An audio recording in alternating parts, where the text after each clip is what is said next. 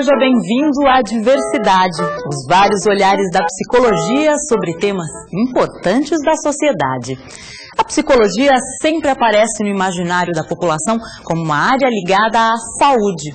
Na educação, ela também aparece sempre com algum destaque, mas uma área em que ela pouco a pouco se firmou e hoje tem um papel de destaque é na assistência social. Hoje você vai conhecer o diferencial que o psicólogo pode oferecer como trabalhador social, ajudando a transformar o cidadão de objeto em sujeito. Diversidade está no ar. Você vai ver no Diversidade de hoje. A psicóloga Marilene Proença conversa com o assistente social Ademir Alves da Silva sobre os avanços das políticas públicas na área da assistência. O trabalho da psicóloga Ana Cristina Molgomos em um CRAS, Centro de Referência em Assistência Social de Jacareí, no interior paulista. Odair Furtado e suas dicas para ir mais além no assunto. E a opinião da psicóloga Rita de Cássia Assunção sobre a participação dos psicólogos no trabalho social. Começamos pelas ruas. Responda se puder. Para quê e para quem serve a assistência social? Para que serve? Para atender as pessoas que não têm condições. Acho que pelo nome e para ajudar a sociedade, mas na prática eu não faço nem ideia para que seja. Olha, para orientar. Assistente social? Para dar assistência ao povo. O assistente social serve para ajudar as pessoas. Bom, eu acho que isso tem muito a ver com psicologia, né? Assistente social funciona como uma psicóloga, né? É para ver os problemas das pessoas. Sei lá, uma assistência psicológica. O assistente social ele serve para orientar as pessoas de alguma forma, né? Ajudar. Eu nunca precisei de um. Quem precisa, na sua opinião? Eu acho que o pessoal de baixa renda, o pessoal mais pobre de periferia, né? Moradores de rua, favelados. Esse pessoal sim. Não tem distinção. Não é independente de classe, né? Sem distinção. Quem que precisa? Os pobres de rua, os mendigos de rua. Rico não precisa. Que eu saiba, não. Rico não precisa de assistente social, né? Acho que as pessoas que precisam de uma ajuda social, as pessoas menos favorecidas, é isso ou não? Já precisei muito, principalmente quando que eu fui criado pela FEBEM, né? Eu sou órfão de pai e mãe e na época eu precisei muito, né? Agora, de adulto, não. Já precisei. Para resolver um problema que teve numa internação dentro de um hospital. Eu nunca precisei, nem pretendo precisar. Graças a Deus, não. Tenho emprego há anos e vou indo, né? Com dificuldade como todo brasileiro. Quem comenta essas respostas é Lilian Martins da Silva. Lilian é psicóloga e conselheira do CRP São Paulo. Atua como supervisora do Núcleo Socioeducativo da Secretaria de Assistência Social e Cidadania de Jacareí. Ainda tem ranço de ser coisa para pobre, como o vídeo mostra muito, né? E na verdade é um direito para quem dela precisar. Então não me causa surpresa. E não acho que tá assim, é o ranço que a gente tem, né? E que a gente, trabalhador social, é que vai mudar e governos, né? Eu acho que é uma coisa geral, é um direito. Então, direito universal, assim como a saúde, assim como a educação. Então, você põe seu filho, não interessa onde você mora, quando você vai fazer a inscrição do seu filho, ou quando você vai numa santa casa, aí, né, ou num serviço público de saúde, ninguém pede o seu olerite, assistência hoje também não pede mais, né, ainda bem, né, ao menos não deve, se alguém ainda faz isso, tá errado.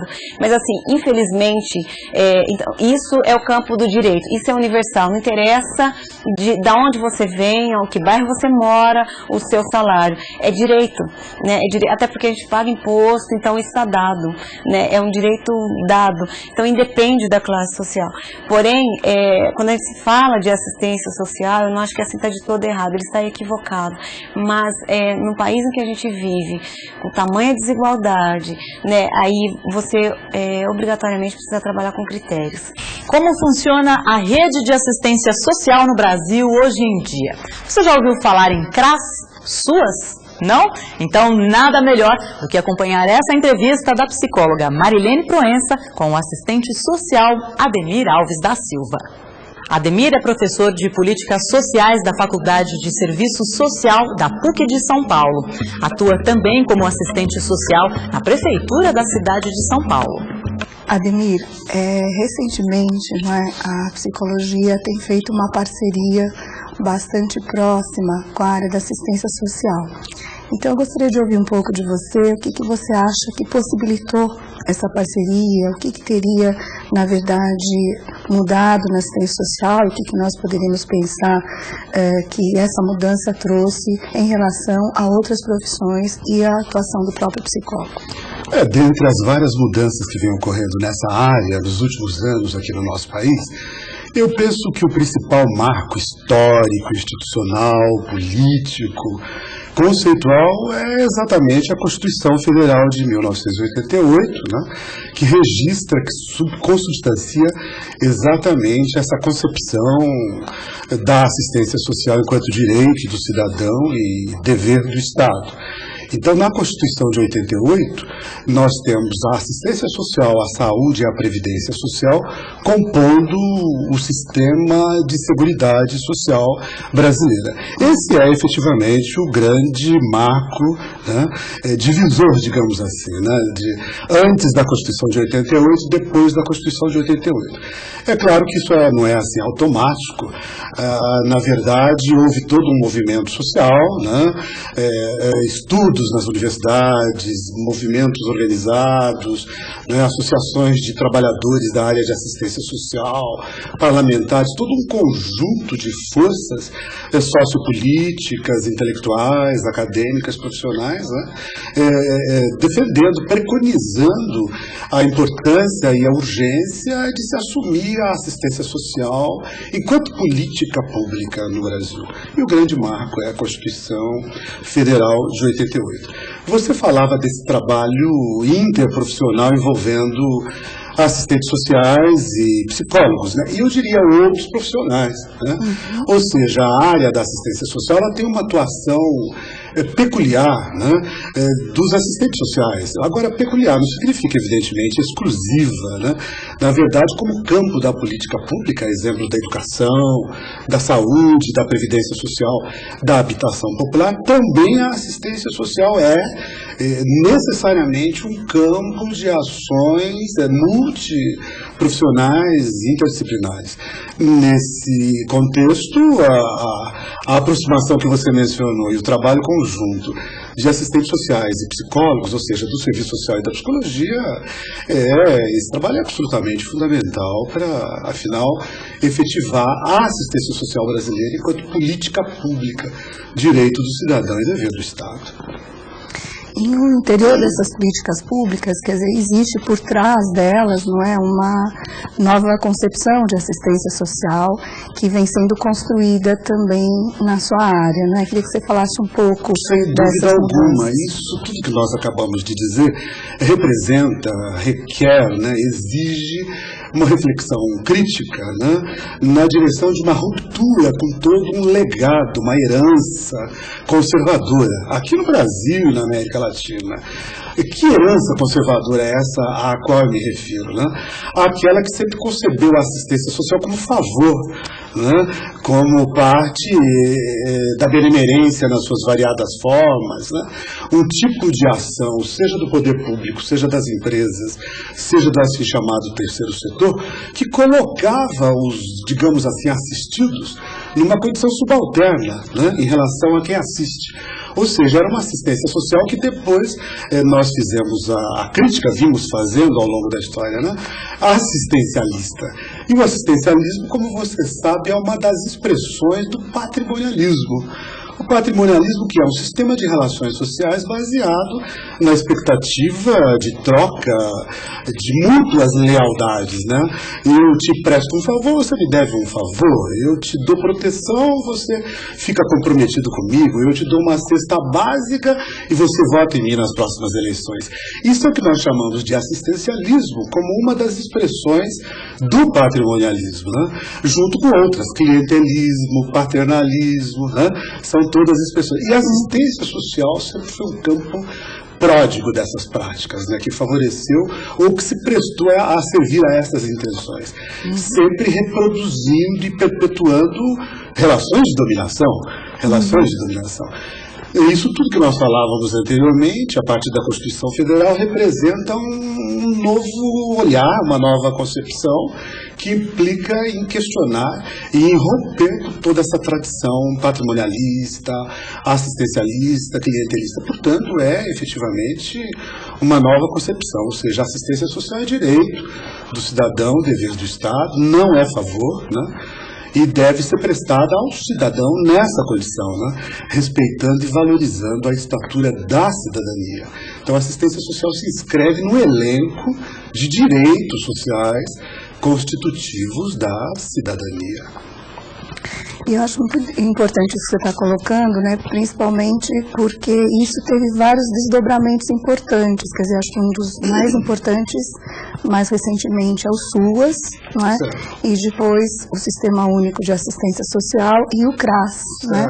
Os Centros de Referência em Assistência Social. Essa sequência que você acaba de mencionar, nós temos, como eu disse, a Constituição de 88, como todos sabemos, a Constituição Federal, a lei maior, né? E vamos ter em 93 a LOAS, Lei Orgânica de Assistência Social, que vai representar um conjunto de preceitos, de princípios, de diretrizes, né, e de determinações com força de lei para todo o Brasil, né, regulando essa área, a área da assistência social enquanto política pública, no campo do interesse público, né.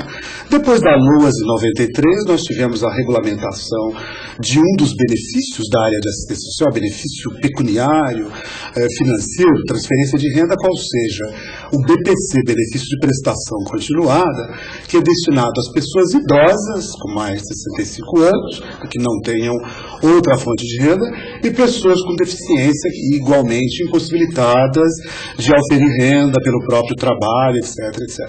Então, 93 a LOAS, 96 a regulamentação desse benefício, e a partir de 2005 nós estamos vivendo a implantação do SUAS. SUAS é Sistema Único de Assistência Social. O que se pretende com o SUAS? Exatamente essa política de assistência social articulada, intersetorial, em rede, hierarquizando os serviços em proteção básica, proteção especial, estabelecendo modalidades de atenção socioassistencial, né? Naquilo que o SUAS chama de média complexidade, alta complexidade, conforme a problemática, conforme as demandas que sejam trazidas, que sejam apresentadas pelos cidadãos, pelos usuários da assistência social. Então o SUAS vem sendo implantado há 2 anos, agora na próxima Conferência Nacional de Assistência Social, que ocorrerá em Brasília, de 14 a 17 de dezembro, o SUAS será exatamente objeto de avaliação desses últimos 2 anos, né? Em 2005 foi aprovado o Plano SUAS 10, né? Ou seja, nos próximos 10 anos, a contar de 2005, trata-se de implantar e consolidar o Sistema Único de Assistência Social, que como sistema articulado em rede nacional, regional, local, distrital, né, ele abrange e compreende uma rede de programas, projetos, serviços e benefícios dentro dessa hierarquia e dessas várias modalidades que eu mencionei, né. Então o SUAS se pretende descentralizado, hierarquizado, articulado em rede, conectado com as demais políticas sociais, educação, saúde, previdência, trabalho e geração de renda, habitação popular, né? Ele se pretende e se define focado, digamos assim, nas famílias que são usuárias dos serviços, né? Então a família é entendida como unidade social básica, né?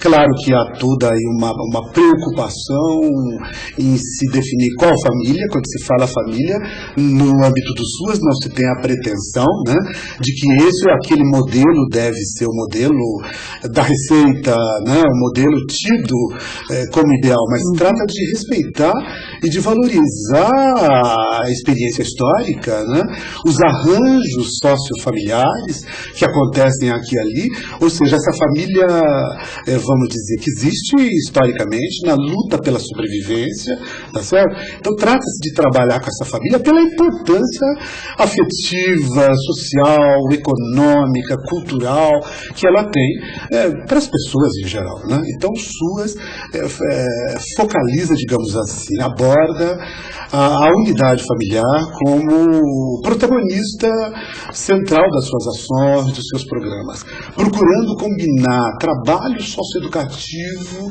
com garantia de renda, né? Com garantia de renda básica, renda mínima, as variadas formas, os variados programas de complementação ou de suplementação de renda, necessariamente combinados com trabalho socioeducativo, né? Sempre vislumbrando a maior autonomia dessas pessoas, né? O ganho de maiores graus de independência, né? Trata-se de fazer a assistência social, evidentemente, não para reproduzir aquela condição subalternizada, socialmente excluída, de precárias condições de vida, de privações. Trata-se de trabalhar com assistência social para que as pessoas superem essa condição, para que avancem na conquista e no exercício de direitos de cidadania. Eu acho que uma coisa que seria importante se você pudesse também trazer para nós é como é que se materializaria, não é, toda essa concepção e a própria questão que a legislação possibilita e o novo sistema numa situação de gestão ou de política pública. Que caminhos você vê para essa materialização? Isso é absolutamente fundamental. Se nós estamos tratando aqui de uma política pública, né, um assunto de interesse público, nós estamos nos referindo fundamentalmente à esfera do Estado, né, à esfera da política, mais e antes que o Estado, e o Estado como agente por excelência das políticas públicas em geral e da assistência social em particular. Então, na legislação, na LOAS, que eu mencionei, na NOB, Norma Operacional Básica, que regula e normatiza o funcionamento do SUAS, Sistema Único de Assistência Social, o Estado tem um papel absolutamente decisivo, que é o seu papel social. Então, o Estado tem a primazia da responsabilidade quanto à assistência social. Para isso, ele deve financiar, ele deve regular, ele deve normatizar, ele deve capacitar recursos humanos, ele deve estabelecer mecanismos de parceria, de convênios, com a sociedade civil, com as organizações sociais privadas, né? Sempre com essa responsabilidade maior na esfera do interesse público, o Estado como responsável maior, né? Para levar a cabo, como você disse, concretizar esses programas, projetos, serviços e benefícios. E um grande instrumento no interior do SUAS, que já mencionamos aqui, Sistema Único de Assistência Social, é precisamente o CRAS, que você já tinha referido. O CRAS é Centro de Referência em Assistência Social. O CRAS é uma unidade de serviço, é uma unidade pública estatal, né, para receber o cidadão, analisar suas demandas e buscar alternativas de equacionamento para essas demandas sociais. Então o CRAS, nós costumamos dizer, ele é porta de entrada para o Sistema Único de Assistência Social. Ele é a unidade, digamos assim, mais próxima do cidadão, né, ele deve ter um caráter distritalizado, territorializado, descentralizado, ou seja, é o governo, é o poder público, é a política pública efetivamente se aproximando do cidadão, né, através dos CRAS, Centros de Referência de Assistência Social. Né? E esse centro ele é referência e é contra-referência, porque ele não está sozinho, isolado, mas ele integra e pertence a uma trama, a uma rede de serviços sociais em geral e de assistência social em particular. Por isso é que nós dizemos que ele é referência e contra-referência na relação com essa rede de serviços mais ampla. Então o CRAS vai conceder benefícios de prestação continuada, benefícios eventuais, assim chamados, vai realizar programas, vai realizar projetos, vai prestar serviços, vai fazer o acompanhamento territorializado dessas famílias. Porque o critério da territorialização ele é absolutamente decisivo, né, para as políticas sociais hoje, particularmente para a assistência social. Né? Trata-se de trabalhar com os idosos, com as pessoas com deficiência, com os trabalhadores, com as famílias em geral, né? Ali no seu território de moradia, de luta pela vida, de espaço de cultura, de expressão política, o território nesse sentido amplo, que não é o território meramente chão-terra, né? Mas o território nesse sentido amplo, né? Um espaço sociopolítico em que as pessoas estabelecem relações de poder, relações econômicas, relações políticas, relações culturais, né? Então o CRAS é esta unidade básica, né, importante, né, de referência para a área da cidadania. Não é o único, mas é talvez o mais importante.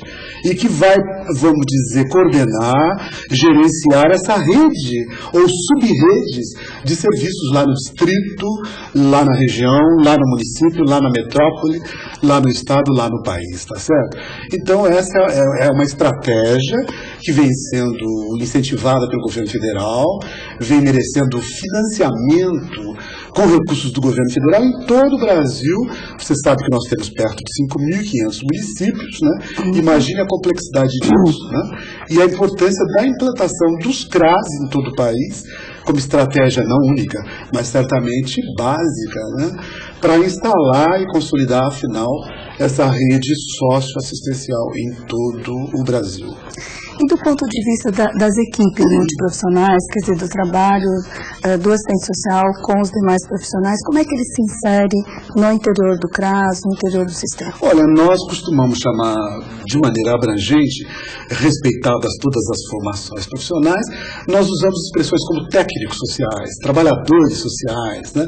E com isso a gente tem certeza que está contemplando o pedagogo, o sociólogo, o psicólogo, o assistente social e outros profissionais que venham ser copartícipes, né, e compartilhar desses desafios, né? Então a área da assistência social vem se aprimorando, né? Ela vem sendo objeto de pesquisas cada vez mais aprofundadas, refinadas, né? Vem sendo objeto de publicações, né? Vem merecendo atenções, como mereceu até agora, de universidades em geral, mas particularmente PUC de São Paulo, Universidade de Brasília, não quero ser injusto, né? E tantos outros parceiros interlocutores por todo o Brasil, né? Então os vários profissionais devem contribuir sim, devem comparecer com as suas diversas formações, procurando dar respostas efetivas, né, para essa área tão crucial quanto urgente da política social brasileira, e que se volta para o cidadão exatamente aquele que requer e que demanda assistência social. Está previsto na Constituição brasileira que a assistência social será prestada a quem dela necessitar, independentemente de contribuição prévia. Ou seja, o cidadão brasileiro, segundo este princípio constitucional, ele tem direito à proteção social pela sociedade.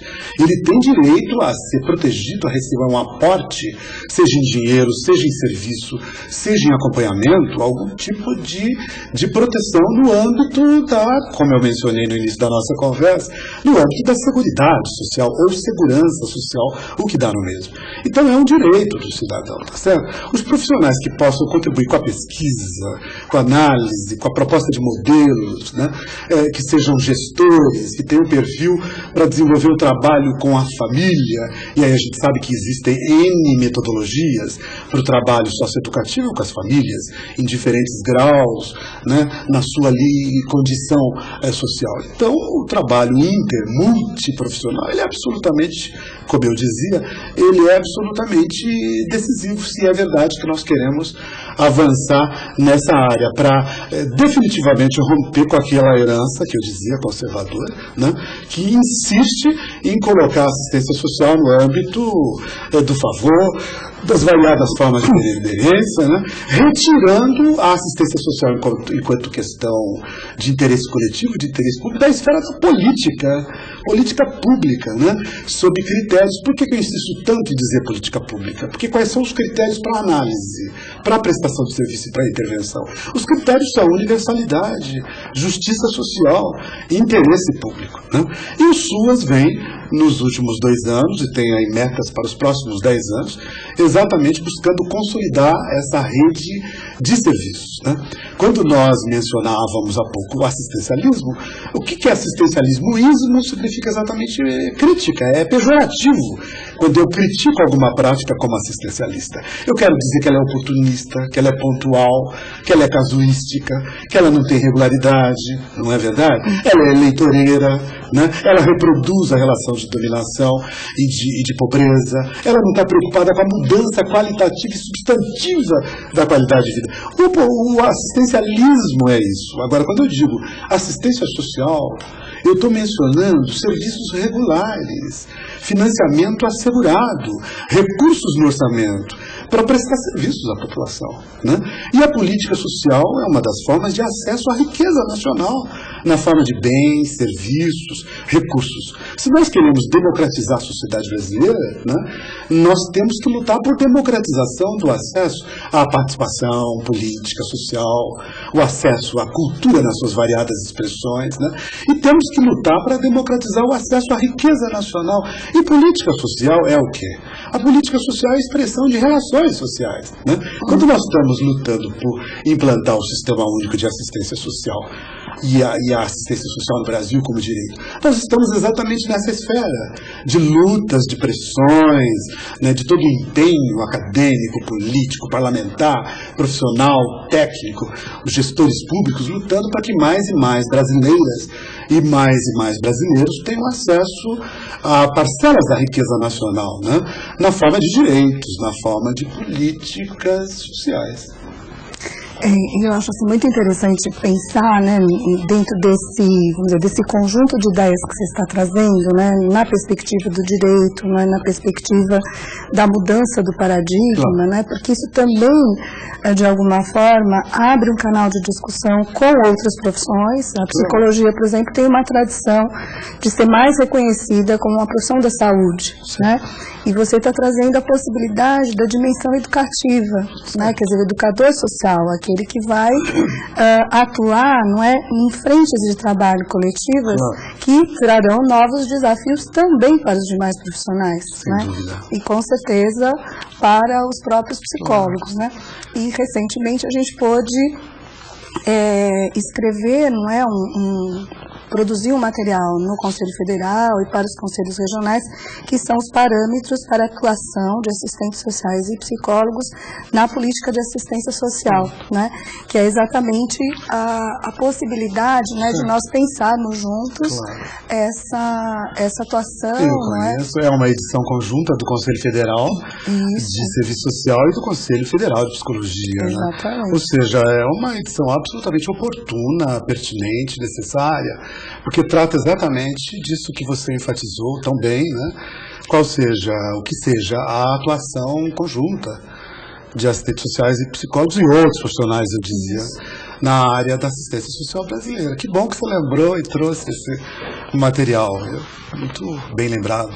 E eu vejo assim que também para a psicologia é um grande desafio. Acho que a gente, como você falou, das metodologias, né, das parcerias, das possibilidades de trabalho conjunto, são construções que vão ter que ser feitas, e as pesquisas, os estudos e as experiências que forem surgindo nesse campo serem relatadas, né? Nós temos espaços conjuntos de troca, né, dessas experiências, porque a possibilidade mesmo, acho que de atuação e de ter esse norte, né, da melhoria da qualidade de vida, ela é o desafio é precisamente isso, melhoria da qualidade de vida, né?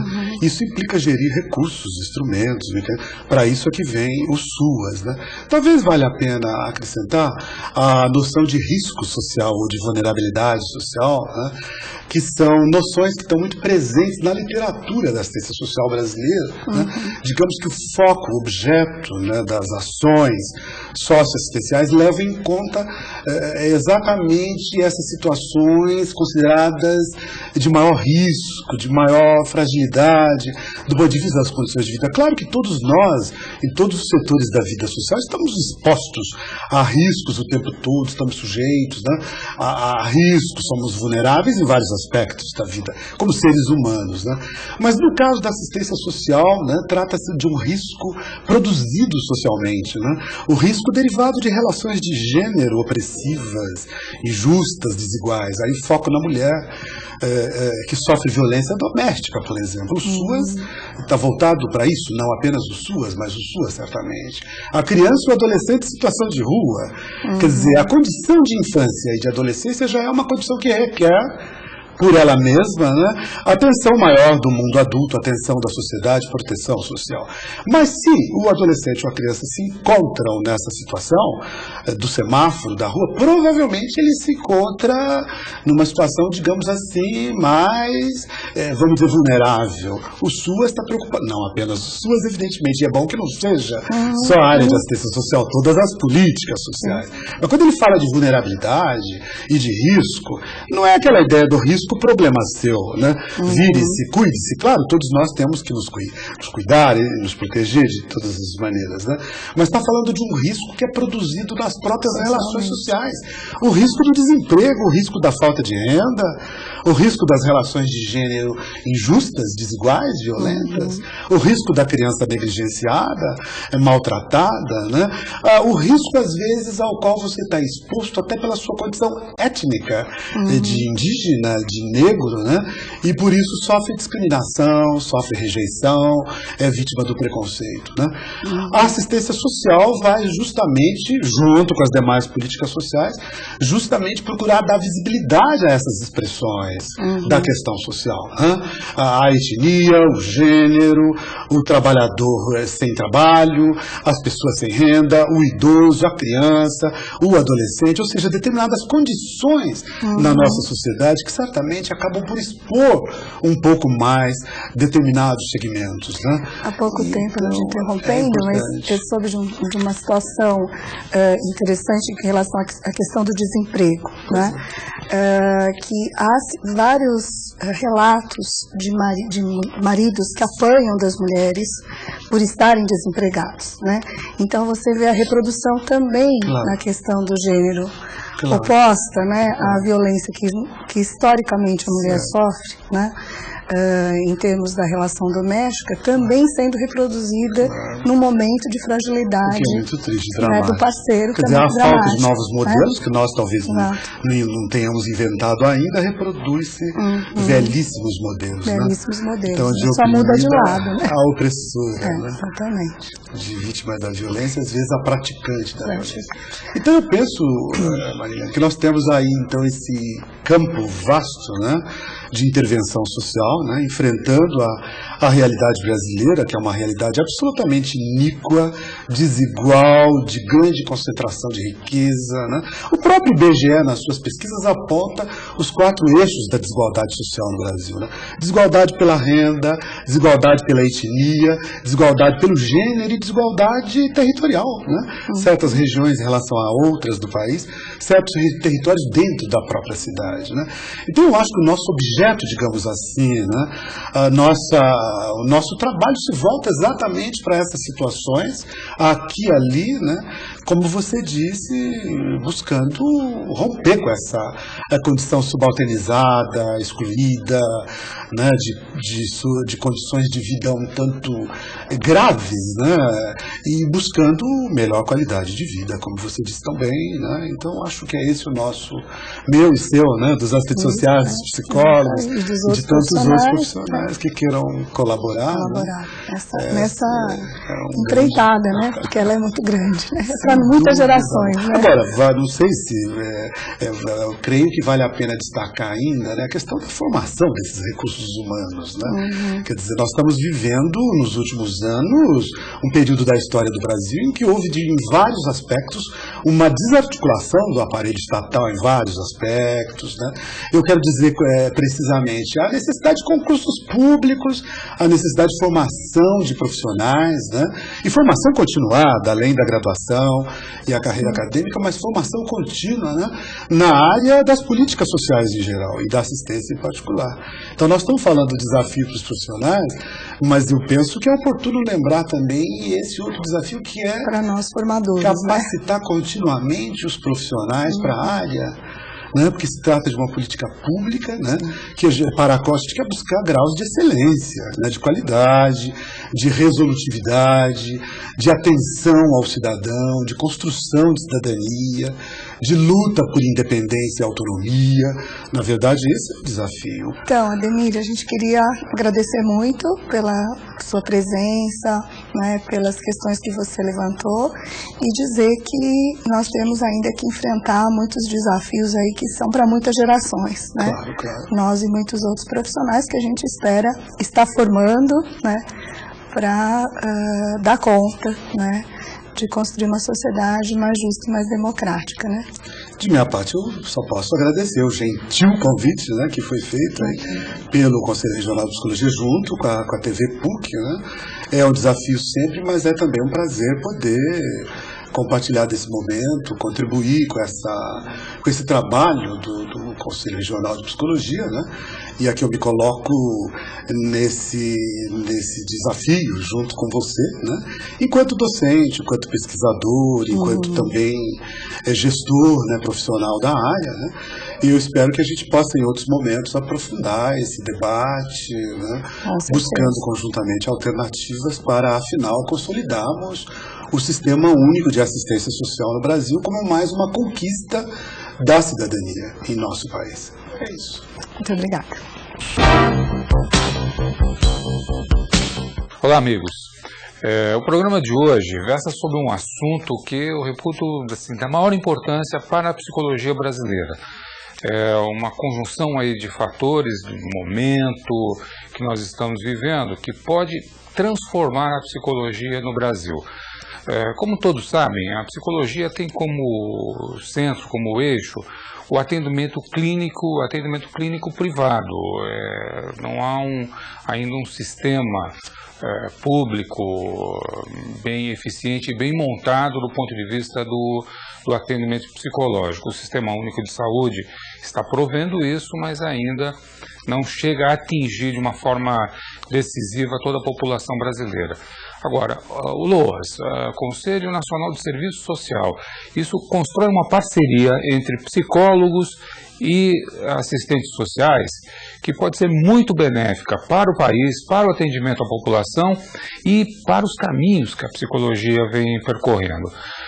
Para isso, nós temos que entender um pouco o que é essa situação de pessoas que vivem em situação de risco no país e principalmente aí o cuidado com crianças, com jovens, com crianças e adolescentes em situação de risco.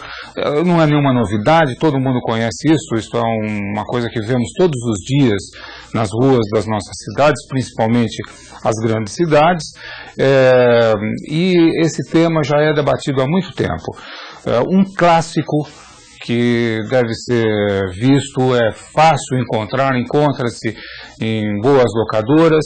É um filme de um cineasta espanhol que viveu um bom período da sua vida exilado no México e que filmou a partir da realidade do México, que é parecida com a realidade brasileira. Os Esquecidos, Los Olvidados, de Luis Buñuel. Não percam este filme, vale a pena. Um filme que lembra muito os Los Olvidados, mas feito a partir da realidade brasileira, é o filme do Babenco, Pichote. Esse muita gente já deve ter visto, um filme que é já um clássico brasileiro, mas vale a pena revê-lo, é um filme bem interessante. A propósito, o ator do filme, o garoto que fez o filme, o Fernando Ramos da Silva, teve uma morte trágica. É curioso porque ele praticamente repete a vida da sua personagem, o Pichote. E há um filme do José Joffre que se chama Quem Matou o Pichote. É a biografia do ator Fernando Ramos da Silva. Veja um na sequência do outro, você vai achar bastante interessante. E por fim, um filme que baseado na obra do Plínio Marcos, Queró, feito pelo Carlos Cortez. O Plínio Marcos é um escritor que merece ser lido.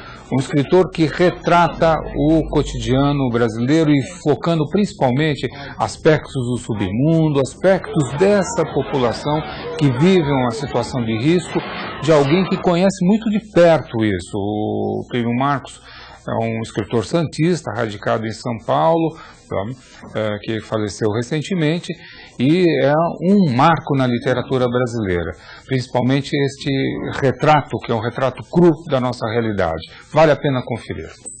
Qual o espaço do psicólogo dentro do sistema de assistência social brasileiro? Como diferenciar seu trabalho do feito pelo assistente social?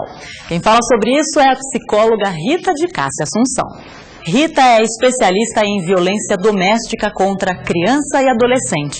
Trabalha na Secretaria Municipal de Cidadania, Trabalho, Assistência e Inclusão Social do município de Campinas, no apoio do processo de implantação e supervisão dos CRAS na cidade.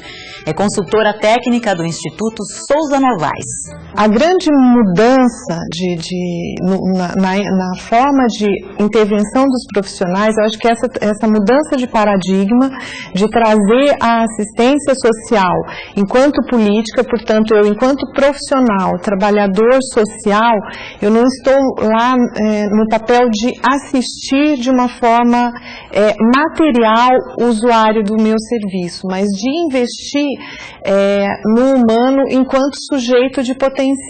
Quando eu me coloco na assistência para ofertar algum recurso material, né, e vejo o usuário do serviço só como aquele que é pobre, que não tem trabalho, que não tem estudo, que não tem possibilidades, e o que eu vou oferecer a ele é algo material, isso fica muito mais fácil. Agora, quando eu falo no investimento no potencial do sujeito, é uma coisa que nós ainda não temos essa prática, né? É claro que é algo que já vem sendo feito pelos profissionais, mas é ainda muito novo. Quando eu tenho alguém sentado na minha frente que traz uma demanda, que traz uma queixa, a minha escuta, ela é muito maior do que aquilo que ele está falando. Eu tenho que pensar neste sujeito enquanto vivendo numa comunidade, pertencendo a uma família, e como a dinâmica desses locais funcionam, né? Dessa comunidade, desta família, do grupo que ele faz parte.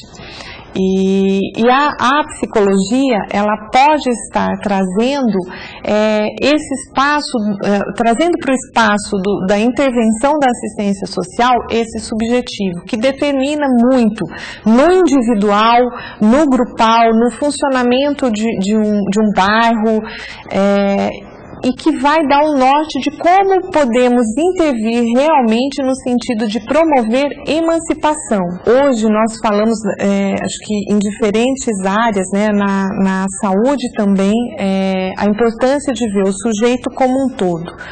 E aí, quando eu coloco a importância dessa totalidade, não dá para pensar nos profissionais que trabalham, que atuam, qual é a parte de cada um, né? Eu cuido desse pedacinho, o outro profissional que compõe comigo cuida do outro pedacinho.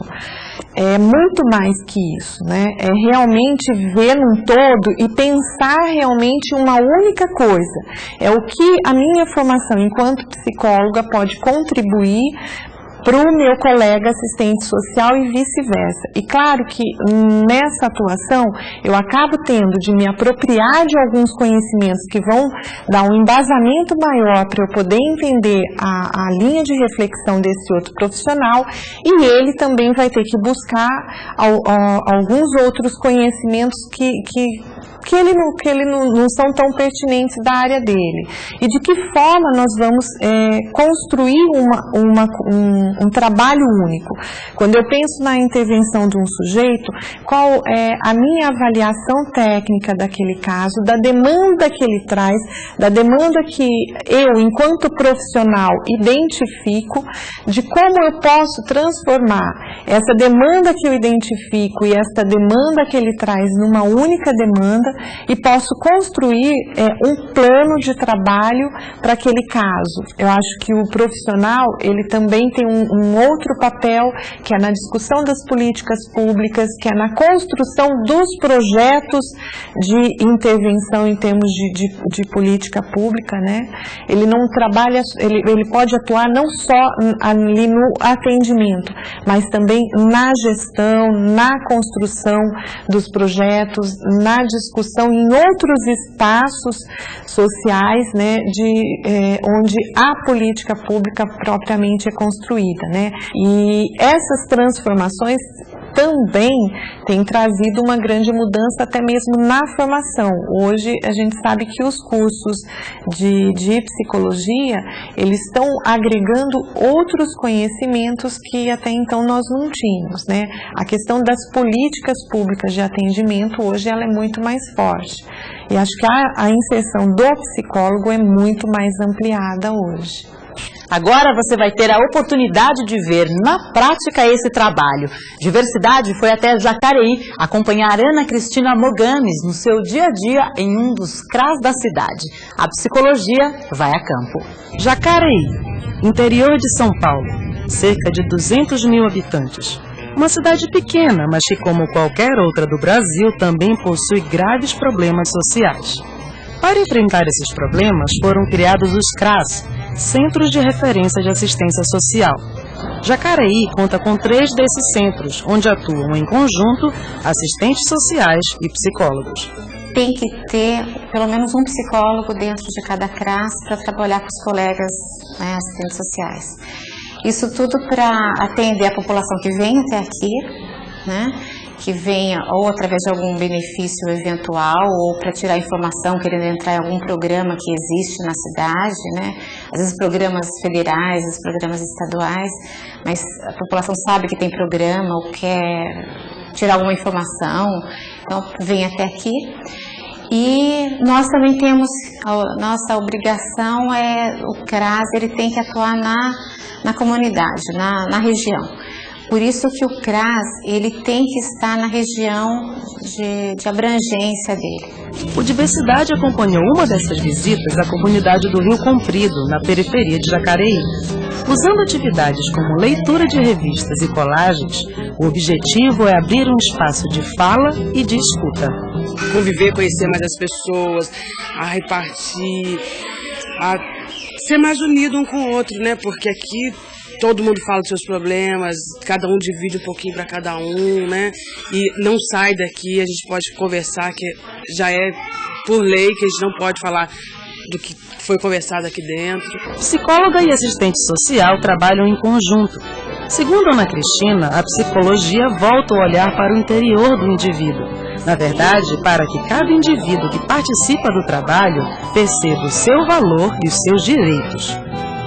Tratando aquela pessoa de igual para igual, mostrando que eu tenho valor, mas que ela também tem valor, elas começam a olhar para dentro, né, olhar para si e ver que é possível pensar de uma maneira diferente, enxergar que deve ter realmente uma outra maneira de resolver aquele problema, né? Que o espaço do grupo é um local legal, assim, prazeroso. Começam a pensar naquele compromisso do grupo com satisfação, sabe? De falar, não, amanhã é dia de estar junto com o grupo, porque é um espaço de estar dividindo também um pouquinho das suas angústias, né? E adquirindo algumas informações que não tinha. Para Ana Cristina, é fundamental que a psicologia olhe cada vez mais para o espaço público e para as relações sociais. A gente não precisa estar num setting analítico para estar enxergando as relações, vendo o que está por trás. Pelo contrário, né? Nós temos que sair, enxergar o que está por trás, seja na rua, seja numa conversa na escola.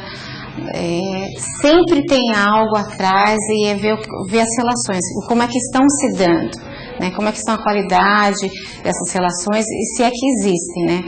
Se não existem, a gente favorecer para que aquele indivíduo que está ali, ele tenha essa oportunidade de construir algumas relações com aqueles que estão próximos deles, ou favorecer para que ele dê um ressignificado para alguns conceitos que ele tem. Uma questão que chama a atenção é a intensa atividade das mulheres nesse trabalho. São elas as que mais procuram os CRAs e as que mais participam das reuniões. Por sermos nós as cuidadoras, né? Nós sempre pensamos no todo, não só na minha família, mas eu costumo pensar na família do vizinho também, né? Penso na minha rua. Posso não ter muita facilidade para sair de casa, não tenho com quem deixar meus filhos, mas eu tô com um olho aqui, com o pensamento mais voltado para o todo, né? Alguma coisa melhor pra gente. Eu moro aqui há 24 anos, então quer dizer, eu cresci aqui, né? Então eu acho que meus filhos também merecem uma coisa melhor, já que eu não tive, meus filhos merecem também uma coisa melhor. É isso, diversidade fica por aqui. A gente se encontra no nosso próximo programa. Até lá!